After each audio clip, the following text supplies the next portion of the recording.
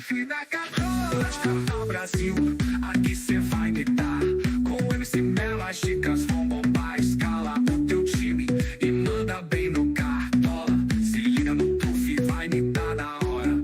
Confie na Católica, confie na Católica, confie na Católica, confie na Católica, confie.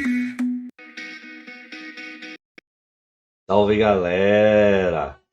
Vamos aí para análise dos jogos da rodada 5, né? Hoje eu vou passar para vocês o parecer do que eu vejo dos jogos, né? Um guia tático das escalações aí para vocês imitarem. E vou apresentar o time do chat, que ontem eu estava na live e no fim acabou a energia e acabou a internet, eu não consegui apresentar esse time. Então hoje eu vou deixar apresentado aqui, né? Quem nos quer seguir aí no Instagram, no Facebook, é só apontar seu celular para o QR Code e vocês estarão nas nossas redes sociais. Quem quiser fazer parte do nosso grupo VIP, é só entrar nas redes sociais e mandar uma mensagem para mim lá, para a gente trocar as informações necessárias para entrar no grupo. Não esqueçam, né? Quem quer ser membro do canal, clica lá no canal, ponha membro. Vai ter alguns vídeos exclusivos só para membros, né? 3 times aí exclusivos de membros, né? Meu time particular e mais os times que eu coloco lá exclusivo para membros. E todas os top 10, top 20 aí da galera. E se puderem, dê uma ripadinha aí no vídeo para ajudar a gente aí no canal. Então, vamos aqui para os nossos desempenhos da rodada passada, né? Nossos times aí de valorização, time do chat. Nossos times foram bem aí na rodada, né? Alguns times, claro, não estão indo tão bem, outros vão bem, é normal isso. Aqui os nossos times de tiro curto, onde eu estou usando mais para valorizações agora no início, do que realmente para tiro curto, tá? Aqui é o que eu vejo para o jogo, né? O primeiro jogo aí, Atlético e Botafogo, não vale. O Atlético Mineiro Internacional, um resultado incerto, possível empate com gols aí, né? A gente vai falar melhor sobre isso, né? Eu vejo o Atlético Paranaense, o Atlético Mineiro, né? Na minha opinião, vai ser um duelo entre Galo tem obrigação de vencer da vitória, né? Alcança acalmar sua torcida aí na Arena MRV, enquanto o Internacional deve jogar pelo erro do adversário para sair também da zona de rebaixamento. A tendência é um jogo bem truncado, decidido em detalhes. O brilho individual dos nomes como Hulk, Dudu e a criatividade de Alan Patrick pelo Internacional. O Atlético deve apostar no fator casa para poder forçar o adversário a tentar vencer a formação tática do Internacional, que normalmente é precisa na liderança de Alan Patrick. E no meio-campo, segundo tempo, não consegue produzir o suficiente, né? Já o Galo vai depender de uma boa criatividade no seu meio de campo aí, com Scarpa, Vitor Hugo aí para poder chegar. Vai ser um jogo bem complicado aí para rodar. Aí temos aí o Bavi, né? Bahia e Vitória.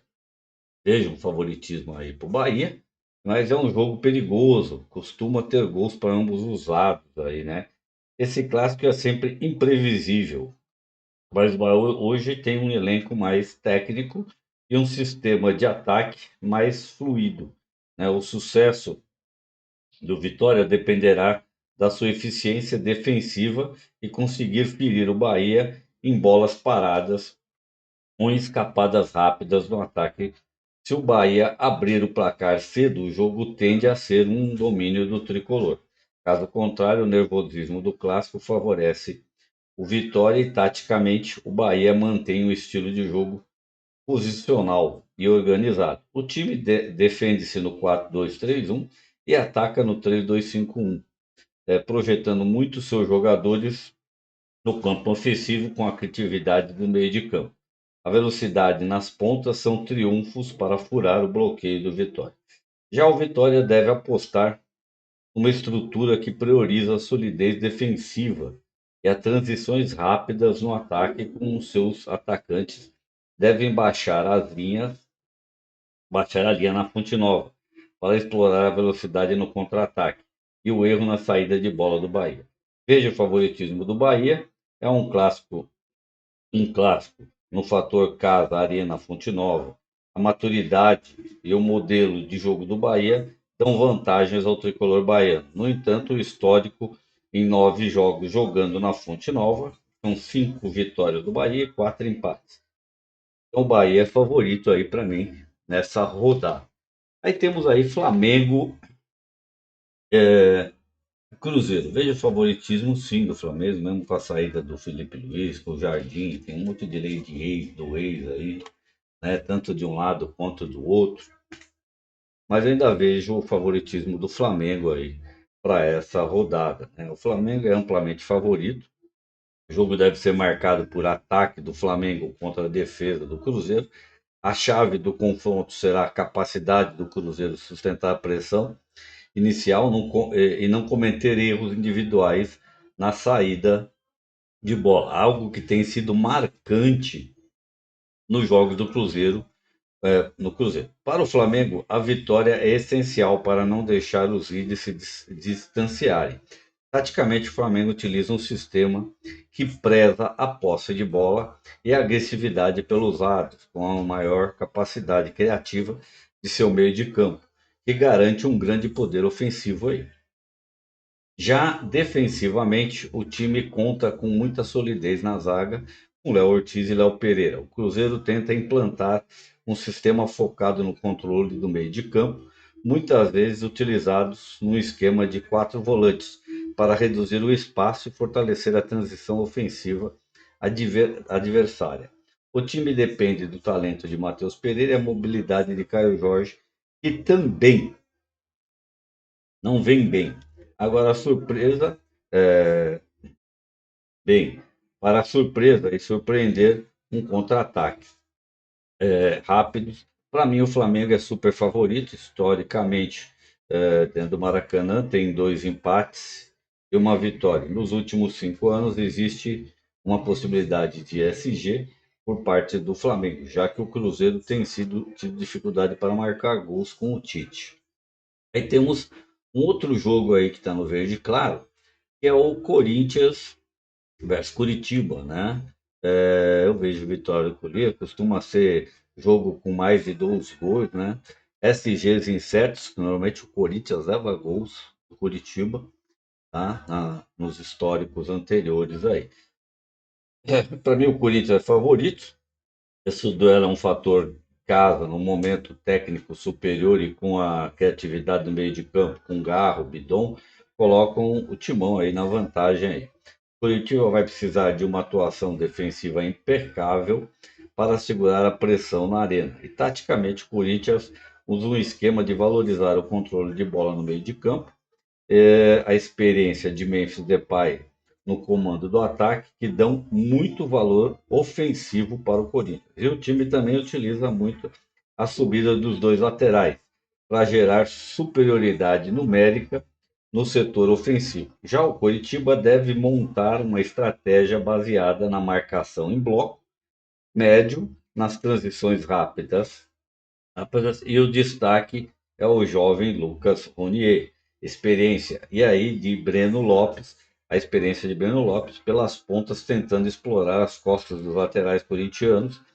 E a equipe mostrou um volume ofensivo em jogos anteriores, mas precisa de mais efetividade nas finalizações. Então, o Corinthians leva vantagem historicamente. Nos últimos 10 anos se enfrentaram 5 vezes na Arena.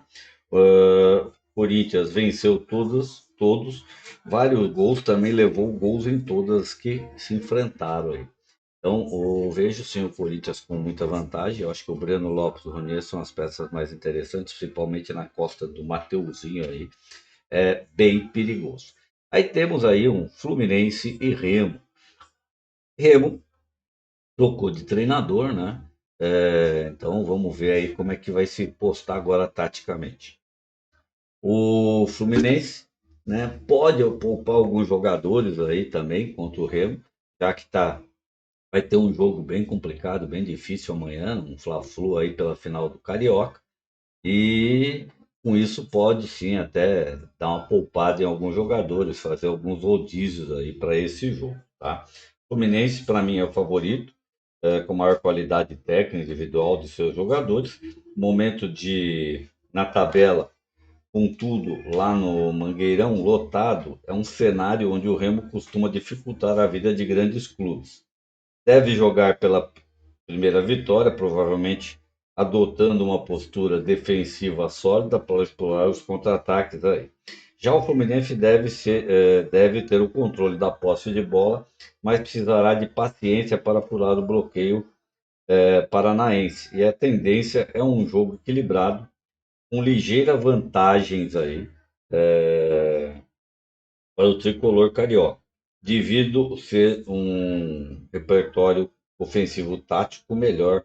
O Remo costuma tomar posturas defensivas e apostar nos contra-ataques, mas sofre para converter as chances de gol. Alex Manga e Pedro Rocha têm feito a diferença nos contra-ataques, que deve ser a estratégia usada pelo Remo. Já o Fluminense tem experiência e criatividade de Acosta, tem o sistema defensivo mais forte, utiliza muito os laterais, né, como Serna, Savarino, que o Savarino deve vir para o jogo nessa rodada, para municiar os atacantes, como também Canóbio, né? Então você tem a velocidade pelos lados aí do Fluminense que é muito boa aí. Vamos ver quem é que vai vir, se vai ser o Rodrigo Castilho ou o John Kennedy aí na cabeça do ataque. Pode ser que o Ganso e a Costa também façam um revezamento aí para essa rodada. Aí temos o melhor dois jogos aí para a rodada em matéria de chances de SG, principalmente o São Paulo, né? São Paulo e Chapecoense aí. A vitória do São Paulo, para mim, com grandes possibilidades de SG para a rodada. O São Paulo, para mim, é favorito nesse confronto, devido ao fator cara, solidez tática implementada aí pelo Crespo, que extrai um bom desempenho mesmo na ausência de algum jogador. Já a Chapecoense, embora competitiva e vinda de resultado surpreendente, tende a sofrer com o volume de jogo imposto pelo tricolor. A capacidade de criação do São Paulo contra o sistema, tá, de contra-ataques da Chape deve ser o, o ponto-chave do São Paulo aí, marcar cedo o ponto-chave. Se o São Paulo marcar cedo, obriga o time catarinense a sair do seu plano defensivo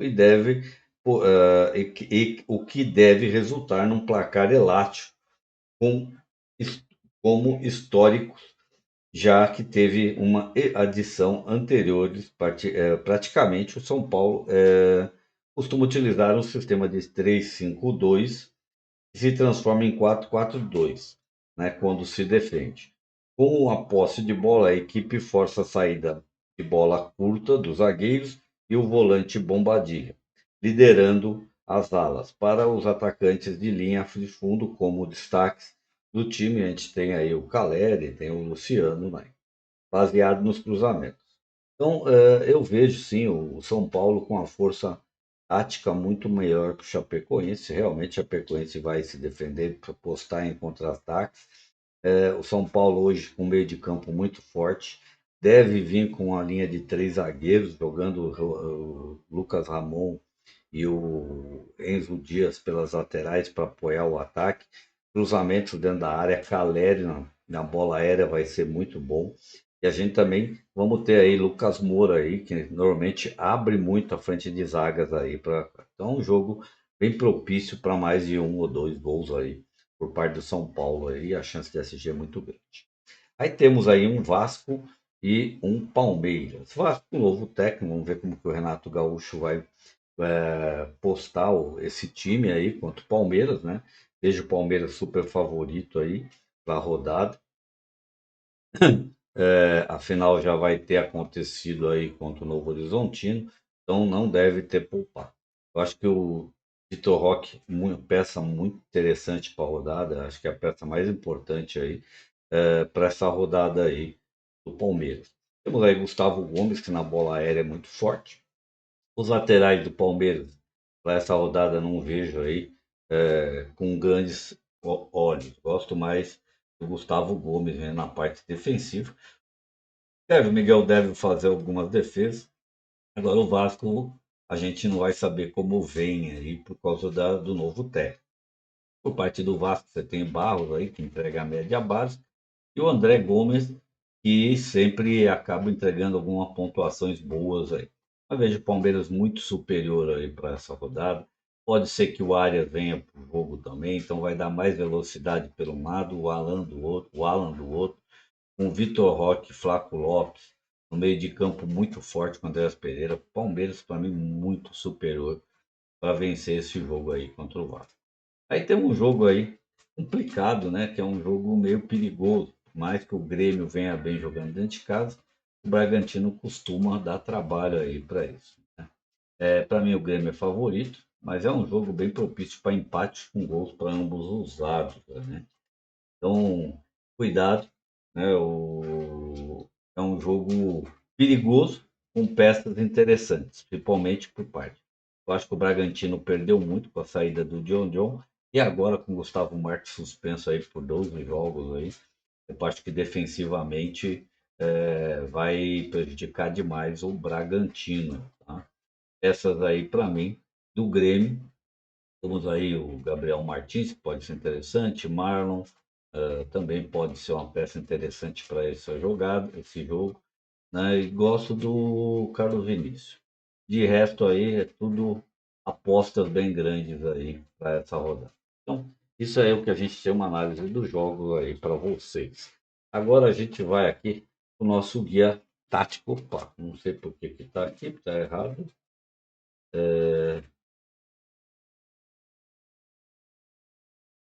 Vamos lá, que eu tenho que voltar aqui ao início, né? Desculpa aí, pessoal, eu não tinha visto que estava no nosso guia, né? Nosso guia tático e escalações para que vocês possam mitar. Espera aí, de novo. Então, vamos de novo lá. Não é para estar automático. Ah, então aqui, né, é como eu vejo aí, ó, nosso sinal verde, o sinal amarelo, o sinal vermelho, são as formas que a gente utiliza para poder mostrar para vocês, é o sinal de cores, né? Os melhores confrontos para ter atenção, e aqueles confrontos vermelhos, aqueles confrontos que a gente tem que ter mais atenção para rodar. Então, esses são os times que a gente vê favoritos, né? Com algumas possibilidades, né? De SG, pelo menos o Palmeiras, São Paulo, Flamengo, aí eu acho, são possíveis SG. Corinthians, uma aposta, né? Normalmente Curitiba costuma mostrar, mas são os melhores times para apostas aí, para essa rodada aqui, né? Onde tem melhores chances para rodar. Aí nós temos aqui o Remo e Fluminense, que eu boto no amarelo, a gente tem que ter atenção, né? Dentro do Mangueirão, o Fluminense tem qualidade mais técnica aí, mas dentro do Mangueirão sempre o Remo é perigoso.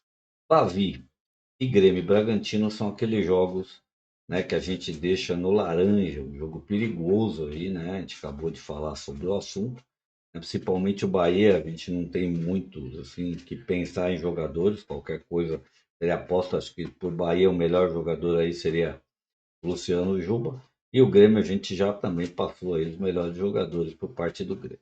Então eu vejo isso aqui, né? É aquele sinal amarelo e laranja, armadilhas para o clássico. E agora temos o Atlético Mineiro Internacional, aquele que está em vermelho mesmo, né? Duas defesas frágeis, acho que é jogo para dois times marcarem aí, tá?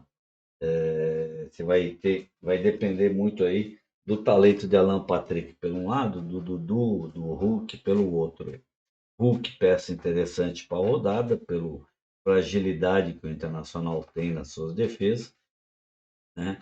Dudu é dúvida, a gente não pode saber se ele vem ou não, mas eu acho que o Hulk é uma peça muito boa, como também algumas peças aí da defesa, tipo o Juan, a bola aérea, não pensando em SG, mas sim em matéria de alguma valorização. E Alan Patrick seria uma aposta pelo Internacional. Eu gosto também desse jogo aí do Carboneiro, tá? Carboneiro deve ser um jogador bem interessante para essa rodada, já que Preciado vai ser o lateral direito. E com isso o Carboneiro vai ter muitas chances aí, sim, de ir à linha de fundo, fazer cruzamentos, dar uma assistência, ou até entrar numa diagonal e marcar gols, tá? Então o Carboneiro é uma peça muito interessante aí, aposta, mas uma peça interessante aí para rodar. Aí vamos aqui o nosso termômetro, tá? E as nossas explicações aí para o nosso sistema de metodologia que a gente utiliza para escolher os top 10 aí da rodada. A linha verde são os principais, a unanimidade para mim para a rodada, né, de jogadores. A linha amarela é a opção secundária e a linha vermelha são aqueles diferenciais, apostas. Como eu utilizo para ver esses scouts? Vocês vão ver desarmes, né? A quantidade que jogadores têm que conquistam de desarme jogando fora ou dentro de casa, depende do jogador, e quanto que aquela equipe adversária cede de desarme. Tá? Então eu coloco quando eles têm muita chance de desarme, o D, quando eu coloco o amarelo o A é para assistência, o G é para gols, né? FS faltas sofridas, finalizações para fora e finalizações defendidas pelos goleiros, que são o que os atacantes, laterais e meias fazem. Então, essa é a forma que eu tenho para fazer essa análise para vocês de jogadores. Então, na nossa linha verde, tá? A gente tem aqui os principais goleiros aí para rodar. Carlos Miguel, Fábio, Everson, Hugo, Rafael e Everson. Esses são os principais goleiros. Ou as apostas, opções de segundo plano, seriam o Ronaldo do Bahia e o Cleiton. E aquelas apostas, né? Rocher e Rangel. Eu também tenho assim o Lucas Arcanjo, tá? Que ele está lá no meu top 20 por causa que ele é barato, bom para valorizar, porque deve fazer algumas defesas, tá? O Rafael pelo SG, mas se tomar um gol é perigoso. Aí nós temos aqui os alas, né? Os laterais e a forma aí. Ó. Então tem o Luciano Juba, costuma, quando joga em casa, fazer muitas finalizações para fora, sofre muitas faltas, costuma fazer desarme e esse time do Vitória cede para o lado dele finalizações, desarmes, faltas e até gol, tá? Por isso tem essa metodologia. E isso serve para todos os outros. Significa, nós temos aqui, ó, Matheus Bido do Corinthians com finalizações, desarmes e gols porque o Curitiba também cede para o lado dele e ele conquista bastante quando joga em casa. Aí você tem o Lucas Ramon do São Paulo, que tem desarmes, não tem o tanto, porque não temos estatísticas tão grandes que ele começou agora do Brasileirão. Aí você tem o Marlon do Grêmio, Enzo Dias do São Paulo, Juninho Capixaba do Bragantino, são os que estão aí na linha verde, os principais laterais. Aí aquelas apostas, né, que é Piquerez e Mateuzinho do Corinthians, e aquelas apostas fora da curva que pouca gente vai enxergar, que é o René do Fluminense e o Alexandre do Flamengo. Aí vamos agora para os nossos zagueiros.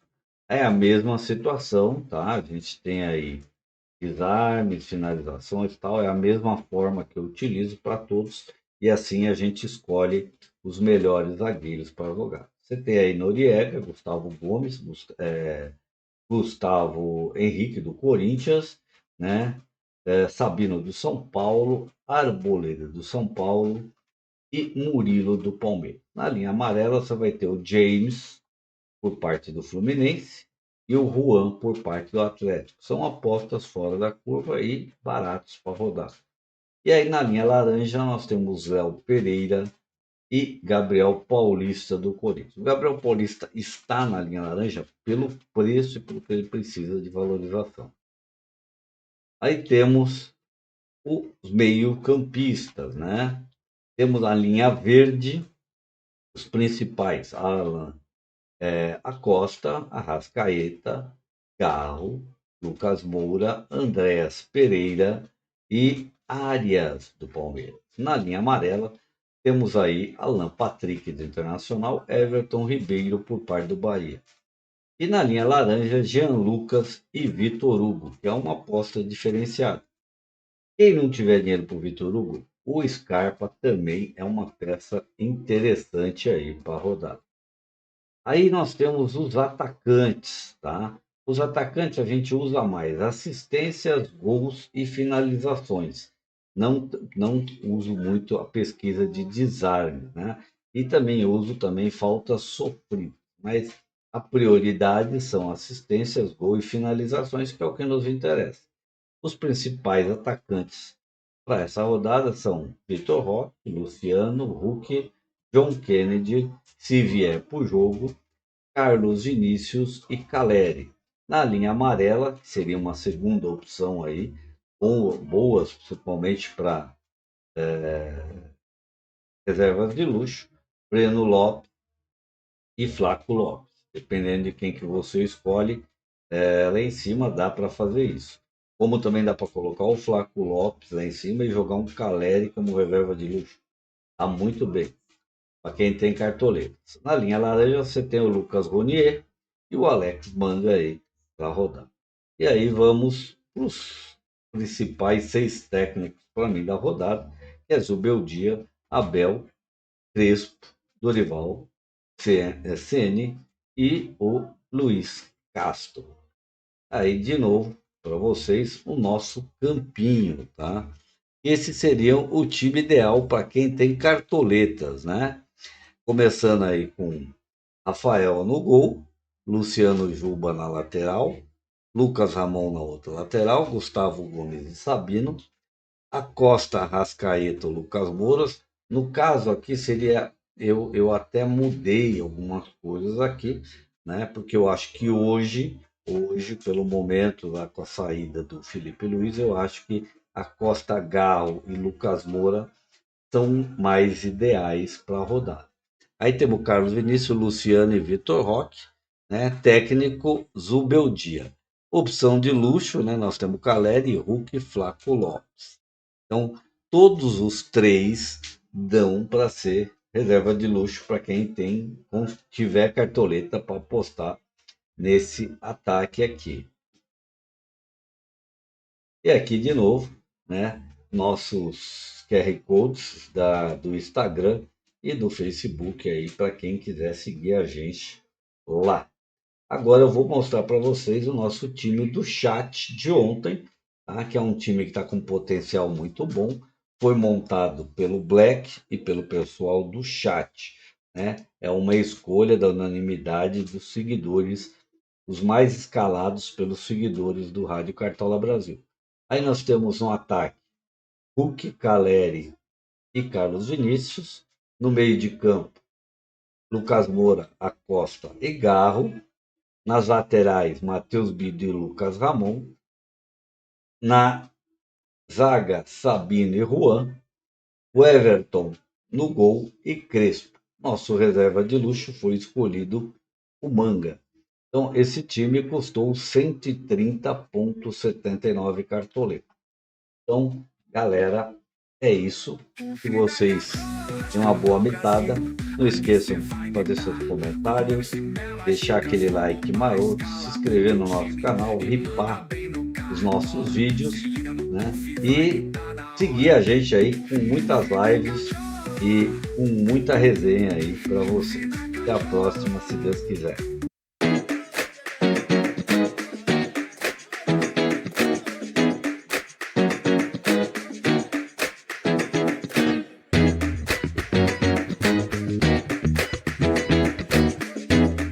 O fim da Cachola, Canal Brasil, aqui cê vai me dar.